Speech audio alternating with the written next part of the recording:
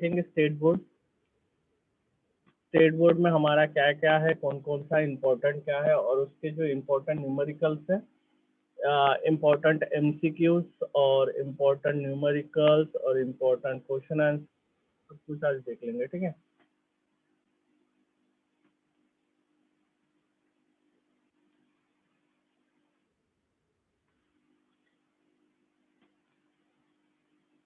रेनू का camera on कर लो बेटा।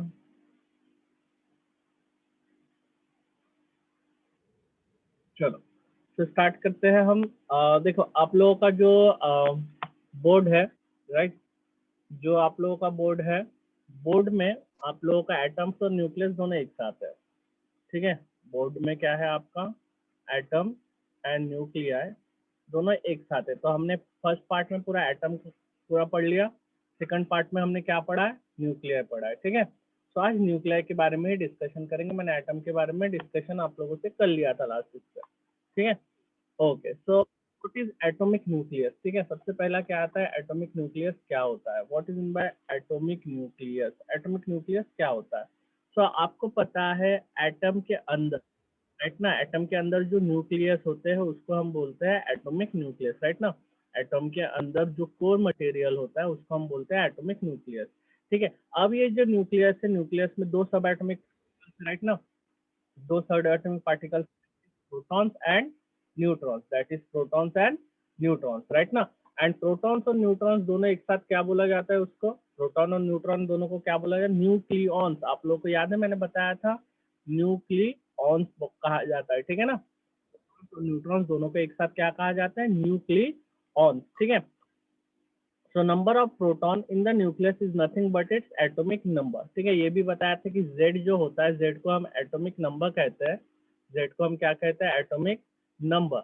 And this atomic number is nothing but what, number of proton. This atomic number is nothing but what, number of protons होता है। ठीक है बेटा, कैमरा सभी ऑन कर लो, जो कैमरा ऑन नहीं करोगे क्लास करने की जरूरत नहीं है, क्लास से बाहर निकल जाओ। ठीक है, क्लास से बाहर निकल जाओ, कोई प्रॉब्लम नहीं है बेटा। ठीक है, कैमरा ऑन कर लो या फिर क्लास से बाहर निकल जाओ। तो 10 बार एक चीज नहीं बोलूंगा, ठीक है, निकाल दूंगा, सीधा रिमूव कर दूंगा क्लास के बाद। So what is in by A. अब जेड तो मैंने बता दिया, जेड का मतलब होता है एटॉमिक नंबर। ए क्या होता है, ए का मतलब होता है atomic. What is A, is our atomic mass. Atomic mass means A, right. What is atomic mass, atomic mass is nothing but sum of atomic number plus number of neutron. ठीक है, N, right, number of neutron, Z plus N, यानी nucleus भी आप उसको बोल सकते हो। ठीक है, A is equals to Z plus N, जो हमने देखे थे, याद है ना आप लोगों को, याद है आई थिंक, पढ़े होंगे रोज रोज, थोड़ा सा रिवीजन मारते होंगे तो याद ही होगा, A equals to A plus Z. आपका एक एलिमेंट है, सपोज एक्स, ऊपर ए रहता है नीचे जेड रहता है, ऊपर ए का मतलब होता है ये इसका सीधा सीधा एटॉमिक मास है, और जेड यानी ये है नंबर ऑफ प्रोटॉन या एटॉमिक नंबर, जेड यानी एटॉमिक नंबर या नंबर ऑफ प्रोटॉन। ठीक है, और नंबर ऑफ प्रोटॉन होता है। ठीक है, नंबर ऑफ प्रोटॉन होता है। ओके, नेक्स्ट आगे क्या आता है, ओके देखो आगे क्या बताया गया यहाँ पे, note one thing should be noted, atom, proton and electron are always same, are not always same, but number of neutron varies। क्या है इसका मतलब, क्या होता है बताओ, क्या होता है, क्या होता है बताओ जल्दी। प्रोटॉन और इलेक्ट्रॉन सेम हो सकता है, बट न्यूट्रॉन कभी कभी चेंज हो सकता है, ऐसा नहीं रहेगा कि प्रोटॉन और न्यूट्रॉन सेम टू सेम रहे। फॉर एग्जाम्पल देखो, हाइड्रोजन अब 0 1 2 न्यूट्रॉन, ठीक है, 0 1 और 2 न्यूट्रॉन, क्यों, क्योंकि बिकॉज इनका इनका आइसोटोप्स है। ठीक है, अगर किसी चीज का आइसोटोप्स होता है तो उसमें क्या चेंजेस होते हैं, उसके अमाउंट ऑफ न्यूट्रॉन चेंजेस होते हैं, उसके अमाउंट ऑफ न्यूट्रॉन चेंजेस होते हैं। ठीक है, तो यहाँ पे ये है ये है हाइड्रोजन, ये ड्यूटेरियम है, ट्यूटेरियम है, are the isotopes of a number having same atomic number but different atomic mass number. ठीक है, एटॉमिक नंबर सेम है बट उनका मास नंबर, ठीक है, देखो यहाँ पे एटॉमिक नंबर सबका सेम है, राइट ना, जिसको हमने क्या कहा है, एटॉमिक नंबर को हमने क्या कहा है यहाँ पे, जेड, जेड सबका सेम है, एटॉमिक मास सबका अलग अलग है। ठीक है, 1 2 और 3, ठीक है, 1 2 और 3 ये सब अलग अलग है। ओके, ये सब आपके अलग अलग है। ओके चलो, समझ में आ गया यहाँ तक। यहाँ तक समझ में आ गया? किसी को डाउट है बताओ। ओके चलो आगे। ये ऑलरेडी हो चुका है, ठीक है। जहाँ पे आप लोगों का जो चीज अलग अलग रहेगा मैं बता देता हूँ। आइसोबास मैंने आप लोगों को बताया सेम मास नंबर, ठीक है, हैविंग सेम मास नंबर, ठीक है। दोनों का मास नंबर क्या होना चाहिए? सेम होना चाहिए। एटॉमिक नंबर डिफरेंट है। What is in by isotones? Isotones क्या होता है? Same number of neutron but different values of atomic number, ठीक है। सेम नंबर ऑफ न्यूट्रॉन, ठीक है। आइसोबार, ठीक है, आइसोटोप, आइसोटोन, ये से तीन मैंने आप लोगों को डेफिनेशन दिखाए हैं और तीनों डेफिनेशन में उसका मैंने आप लोगों को क्या दिया है? उसका एग्जाम्पल भी दिया है, ठीक है। Okay, so what is in by isotones? Isotones यानी same number of same number of neutron but different value of atomic number, ठीक है। Same number of neutron, neutron का सेम नंबर है but different values of atomic number. Atomic number सबके लिए अलग अलग है, ठीक है। क्या है अलग अलग है? नंबर सबके लिए अलग अलग है।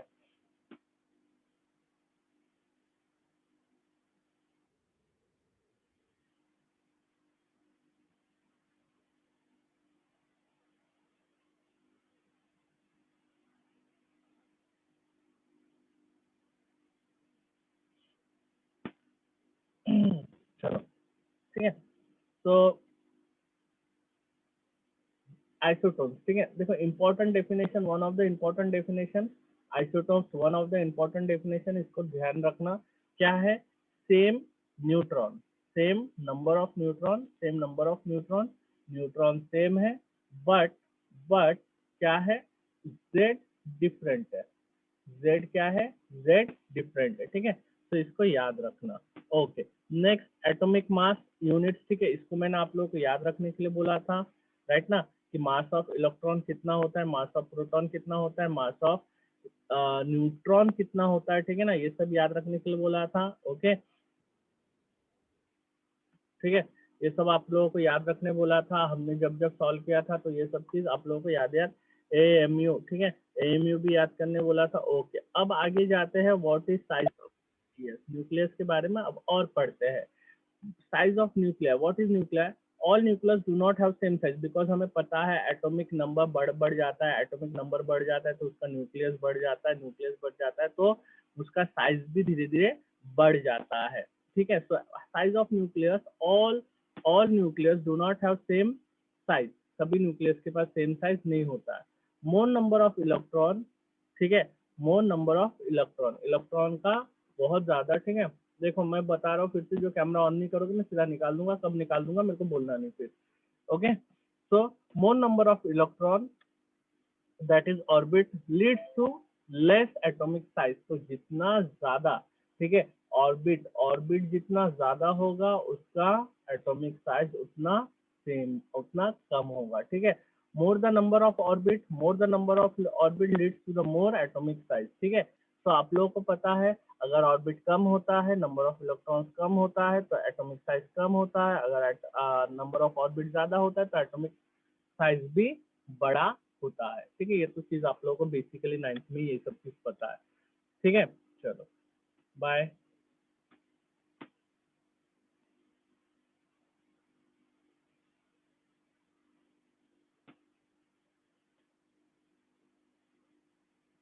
चालू मत करो ना अभी, फिर चालू कर दो। बाय बोल तो रहा हूँ। खुशी कैमरा ऑन कर ले या फिर जाओ घर। ठीक है, चलो next. Okay, but size of nucleus, किसके ऊपर न्यूक्लियस का साइज डिपेंड करता है? Size of nucleus depends on nucleons. Nucleons यानी आपका क्या प्लस क्या? Proton plus neutron, proton plus neutron, proton plus neutron यानी आपका क्या होता है? आपका क्या होता है? आपका न्यूक्लियॉन्स होता है। और न्यूक्लियस किसके ऊपर डिपेंड होता है? न्यूक्लियस डिपेंड होता है आपके किसके ऊपर? आपके, ठीक है, आपके किसके ऊपर डिपेंड होता है? न्यूक्लियस के साइज, राइट ना। न्यूक्लियस के, न्यूक्लियस किसका डिटरमाइन करता है? न्यूक्लियस के साइज के बारे में डिपेंड करता है।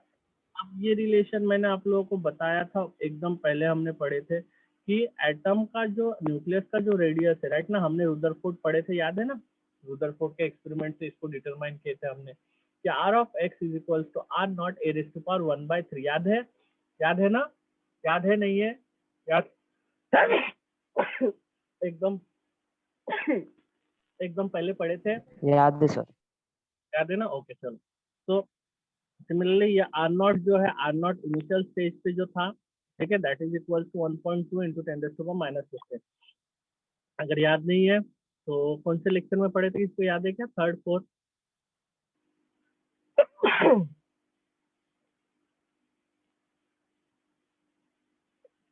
हाँ, ये यहाँ पे पढ़े थे, ठीक है।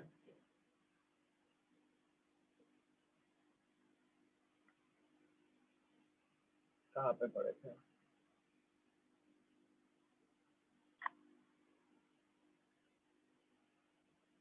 यहाँ पे पढ़े होंगे, हाँ,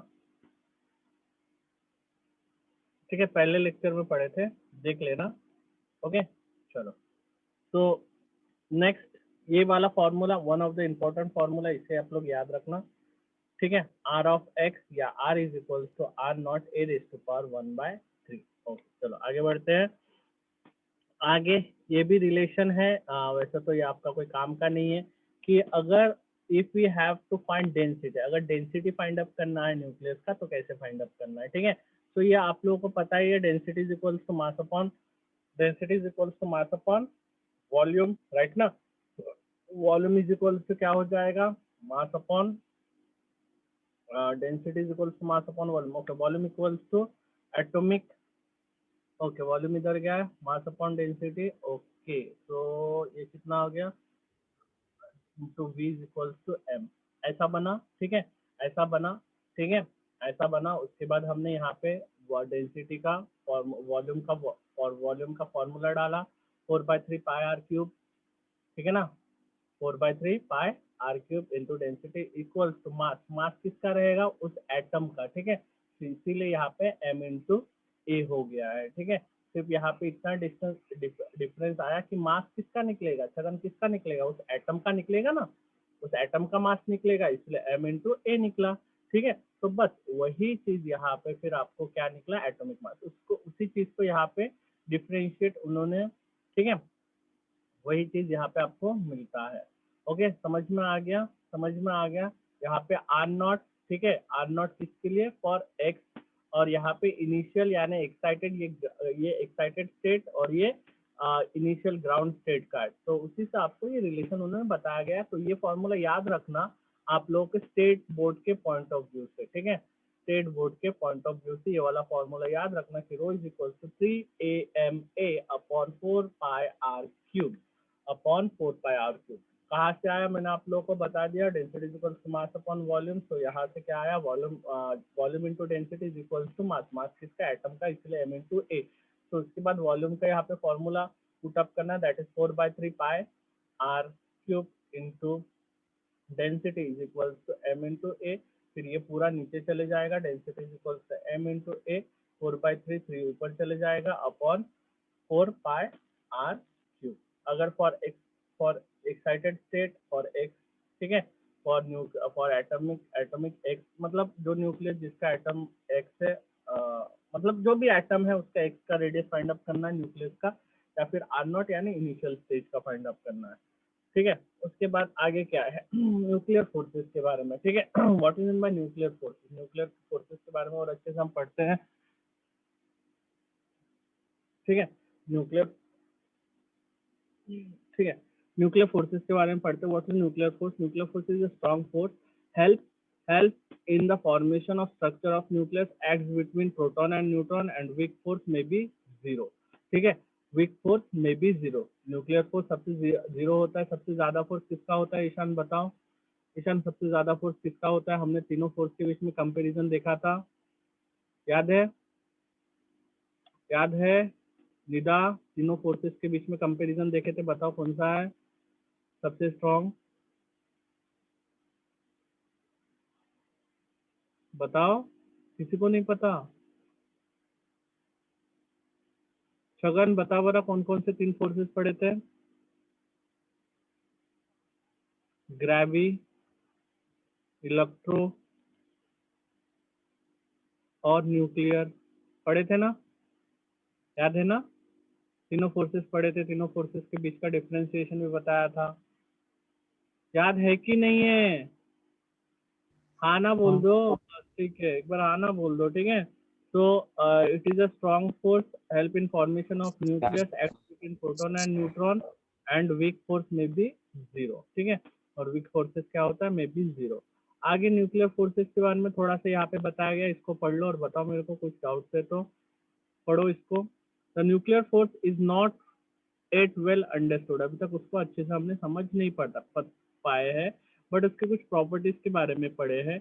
it is the strongest force among subatomic particles. its strength is 50 to 60 times larger than that of electrostatic force, larger than electrostatic force, ठीक है, 50 to 60 time larger than electrostatic force, ठीक है।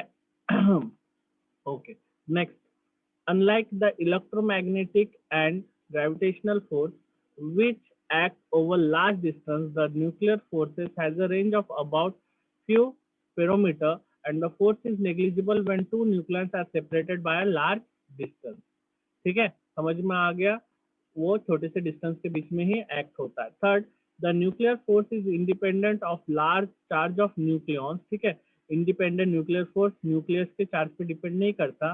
The nuclear force between two neutrons with a given separation as between the two protons और between a neutron और a proton. तो nuclear force charge पे depend नहीं करता है, चाहे वो पॉजिटिव चार्ज हो, चाहे वो नेगेटिव चार्ज हो, चाहे वो न्यूट्रल, चाहे इलेक्ट्रॉन के बीच में भी जो न्यूक्लियर फोर्स रहेगा, प्रोटॉन के बीच में भी वही फोर्स रहेगा, और इलेक्ट्रॉन के बीच में भी आपका वही फोर्स आपको मिलेगा, ठीक है ना। समझ आ गया, समझ आ गया। अब nuclear binding energy, what is binding energy? Binding energy क्या होता है बताओ? बाइंडिंग एनर्जी वो एनर्जी होता है जो एक दूसरे को क्या करता है, क्या करता है बताओ, जल्दी बताओ। सेपरेट करने के लिए, सेपरेट सेपरेट करता। लेके जाने के लिए, राइट ना, इन्फिनिटी पे लेके जाने के लिए जो आपको लगेगा एनर्जी, आप बाइंडिंग एनर्जी बोलोगे ना, याद है ना।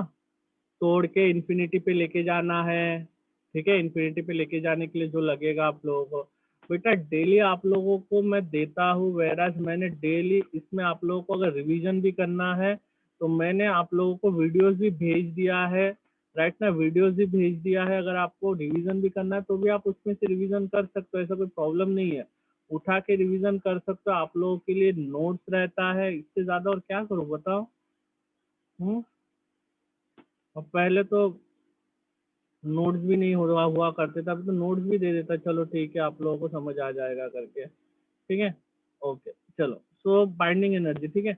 The protons and neutrons inside a nucleus are bound to one another, ठीक है, हमें पता है कि न्यूक्लियस के अंदर क्या होता है, प्रोटॉन्स भी होता है और न्यूट्रॉन्स भी होते हैं, एक दूसरे से क्या होता है वो बाइंड अप होते हैं, एक दूसरे से क्या होता है वो बाइंड अप होते हैं। Energy has to be supplied to the nucleus to make the nucleons free. अब इसको आपको क्या करना पड़ेगा, बाहर सोर्स से एनर्जी देना पड़ेगा, राइट ना, ताकि ये टूट के अलग अलग हो जाए।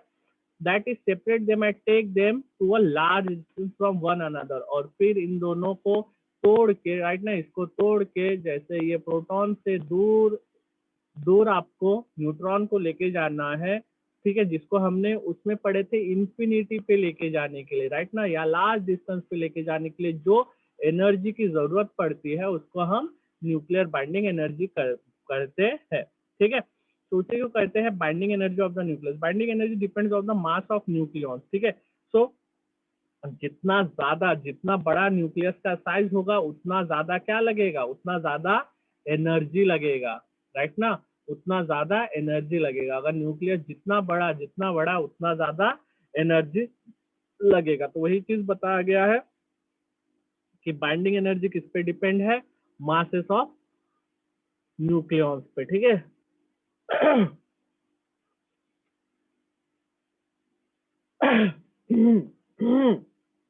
Okay, next. अच्छा, आज साल का आखिरी दिन है, साल का आखिरी दिन है। ओके, तो देखो क्या है, आगे हम निकालेंगे डेल एम क्या होता है, मास डिफेक्ट क्या होता है, राइट ना, मास डिफेक्ट के बारे में पढ़ेंगे। मास डिफेक्ट क्या होता है, डेल एम का मतलब क्या होता है। सपोज आपके पास एम, एम जो है मास ऑफ न्यूक्लियस है, ठीक है, जिसको हमने उसमें एम ऑफ एन लिखे थे, राइट ना, कैपिटल एन लिखे थे, राइट ना। एम ऑफ ई मतलब mass of electron, M of small N यानी मास ऑफ न्यूक्लियस, इलेक्ट्रॉन और m ऑफ कैपिटल n यानी मास ऑफ न्यूक्लियस लिखे थे हमने, राइट ना, ऐसे ही लिखे थे ना, याद है ना सबको? Okay, so let m, capital M is the mass of nucleus having an atomic number Z and atomic mass number capital A, ठीक है। अब total mass of nucleus, nucleus का मास क्या रहेगा? Mass of nucleus smaller than that of mass of protons and neutrons, ठीक है ना, mass of protons and neutrons रहेगा। तो आप लोगों को पता है Z into M of P, Z into M of P mass of proton into N into neutrons, यहाँ पे N तो हम लिखे नहीं, एम ऑफ N ही लिखते हैं, N into M of N minus M of capital N। ये था मास डिफेक्ट, ठीक है ना, ये था मास डिफेक्ट, आप लोगों को याद है। ओके, तो मास डिफेक्ट का फॉर्मूला याद रखना, mass defect is equal to Z M of P plus N M of N minus M of small M of N, ये हमने पढ़े थे, ठीक है, ये था हमारा मास डिफेक्ट, ठीक है। उसके बाद बाइंडिंग एनर्जी हमें पता है, बाइंडिंग एनर्जी हमने पढ़े थे, क्या पढ़े थे कि न्यूक्लियस को तोड़कर या न्यूक्लियॉन्स को तोड़कर चार्जेस को इन्फिनिटी पे लेके जाने के लिए जो एनर्जी लगता था वो था हमारा बाइंडिंग एनर्जी। तो बाइंडिंग एनर्जी किसने दिया था? By Einstein formula equals to mc square. तो ये था मास डिफेक्ट का फॉर्मूला, यहाँ पे E is equal to mass defect डाल दो। मास डिफेक्ट क्या है आपका? Z M of P minus plus N M of A minus M of capital N into C square. तो इससे आपको क्या मिला था? बाइंडिंग एनर्जी मिल गया था। अमन सिंह, कैमरा बंद हो गया, निकाल लूंगा क्लास के बाहर, ठीक है। तो ये हो गया, ओके। अब इसमें हमने क्या किया? Adding and subtracting Z of E, ठीक है, क्योंकि हमें यहाँ पे टोटल मास ऑफ हाइड्रोजन लाना है, ठीक है, मास ऑफ हाइड्रोजन लाना है। तो यहाँ पे इन्होंने थोड़ा सा अलग से किया है, हमने वहाँ पे अलग से किया था, इन्होंने अलग से किया है। तो मास ऑफ इलेक्ट्रॉन को हमने क्या किया? यहाँ पे ऐड एंड सब्ट्रैक्ट किया, किसमें? बाइंडिंग एनर्जी में, ठीक है। तो ये ऐड हो गया, ये सब्ट्रैक्ट हो गया, राइट ना, ऐड हो गया, सब्ट्रैक्ट हो गया। तो इसको और इसको हमने नजदीक ले लिया, Z ऑफ MP और Z of M of E, right ना। और फिर ये क्या है आपका? N M ऑफ N यानी न्यूट्रॉन का मास जो है into mass of nucleus into क्या हो गया आपका क्या हो गया? एटम का मतलब एटॉमिक मास न्यूक्लियस का इलेक्ट्रॉन का एटॉमिक मास नंबर, मतलब इलेक्ट्रॉन के साथ एटॉमिक मास नंबर को मल्टीप्लाई कर दिया हमने, वही था, ठीक है, या फिर मास ऑफ इलेक्ट्रॉन बोल दो सीधा सीधा। तो ये क्या बन गया? प्रोटॉन प्लस इलेक्ट्रॉन क्या बन गया? हाइड्रोजन का बन गया, राइट ना। ये न्यूट्रॉन्स का जैसे का वैसा, और ये पूरा क्या मिला? ये पूरा बना एक एटम का एटॉमिक मास नंबर। ये टोटल क्या बना? एटम का एटॉमिक मास, क्योंकि इसमें क्या है? न्यूक्लियस का और इलेक्ट्रॉन हो गया, मतलब पूरा एटॉमिक मास ही बन गया ना, ठीक है। तो ये बन गया आपका हाइड्रोजन का, जिसको आपने क्या बोला है? यहाँ पे Z M ऑफ H, ठीक है, minus plus N number into neutrons minus ये जो बना था ये एटॉमिक मास नंबर के लिए बना था इनटू Z स्क्वायर। तो ये था binding energy in terms of hydrogen atom. कुछ नहीं है, आप लोगों को याद रखना, जैसे Z M ऑफ P था, ठीक है, Z of M of P into N capital N of M, ठीक है, minus M small m capital N, ठीक है ना। तो ये था, इसके जगह पे क्या आ जाएगा? इसके जगह पे हाइड्रोजन को रिप्लेस करेगा, इसके जगह पे क्या रिप्लेस करेगा? इसके जगह पे हाइड्रोजन रिप्लेस करेगा, ये जैसे का ऐसा रहेगा। और इसके जगह पे क्या? एटम का पूरा एटॉमिक मास रिप्लेस, इसको और इसको रिप्लेस करना है, बस आपको निकल गया हाइड्रोजन के टर्म्स में बाइंडिंग एनर्जी। हाइड्रोजन के टर्म्स में किसका एनर्जी? बाइंडिंग एनर्जी, ठीक है, समझ में आ गया? इसमें किसी को कोई डाउट है क्या? बताओ, डाउट है क्या इसमें किसी को? कोई वरहाना बोल दो। श्रेया नन्नावरे, श्रेया फान नहीं है किसी को? चलो, वेरी गुड, मेरा कंप्लीट 23। उनको पढ़ने की इच्छा ही नहीं होती भाई। हाँ बोला चल। उसके बाद आते हैं हम रेडियो एक्टिव डीके। ठीक है यार, रेडियो एक्टिविटी। तो आप लोगों को मैंने रेडियो एक्टिव डीके हमने वहां पे पढ़े थे इसके सेकंड लास्ट पीरियड में। रेडियो एक्टिव डीके में क्या पढ़े थे कि जब भी न्यूक्लियस अपना क्या होता है, न्यूक्लियस अपना एनर्जी रिलीज करते रहता है, राइट ना, एनर्जी रिलीज करते रहता है, कंटिन्यूस क्या रिलीज करते रहता है, एनर्जी रिलीज करते रहता है, जिसके कारण ठीक है उसका न्यूक्लियस का क्या होता है, मास डिस्ट्रॉय होता है, मास डिस्ट्रॉय होता है। एनर्जी रिलीज कर रहा है मतलब मास डिस्ट्रॉय, मास डिस्ट्रॉय को हमने क्या बोले, decaying nucleus.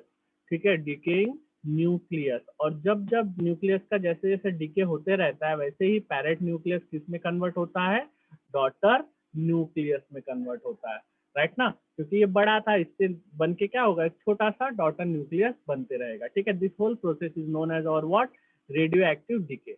This whole process is known as और व्हाट, रेडियो एक्टिव डीके। क्या बोला जाता है इसको, रेडियो एक्टिव डीके कहा जाता है। ठीक है, ओके चलो समझ में आ गया radioactive decay, radio activity.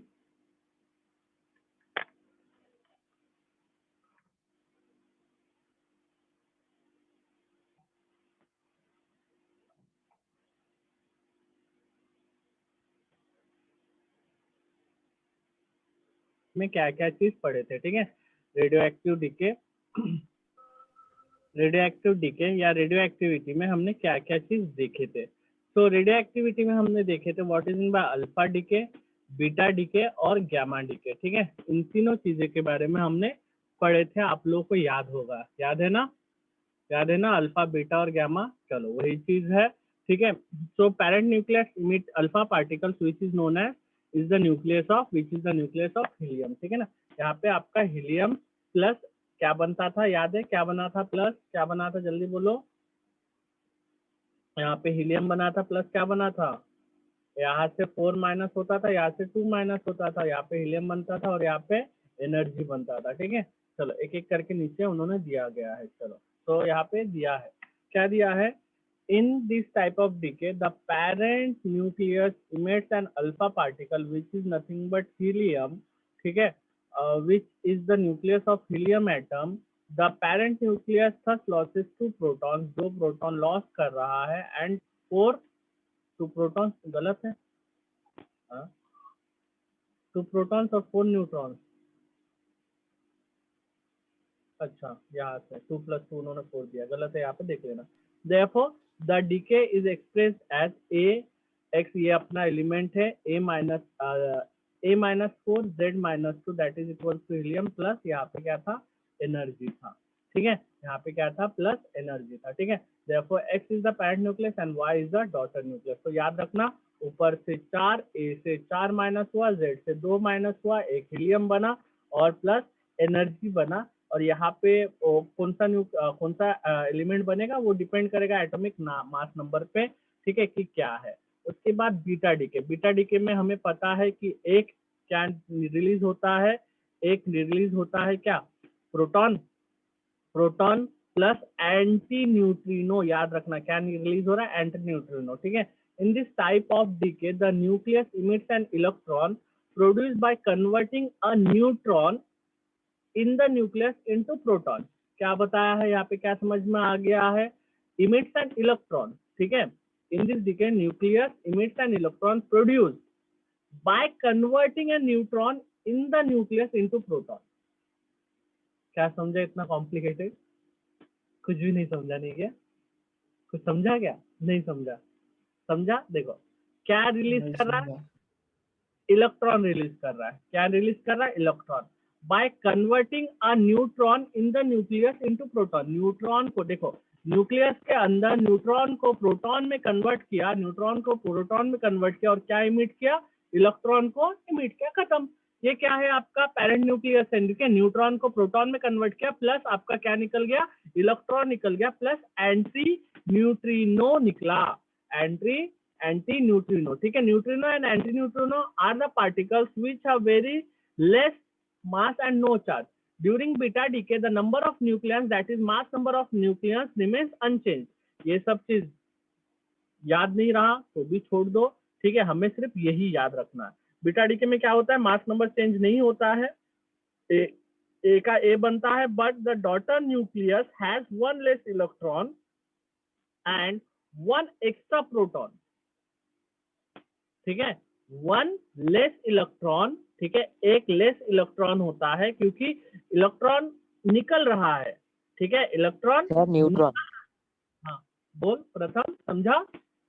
एक इलेक्ट्रॉन निकल रहा है और साथ ही साथ में एक प्रोटॉन जुड़ रहा है, तो वही चीज यहाँ पे बताया है, thus one less nucleon and one extra proton.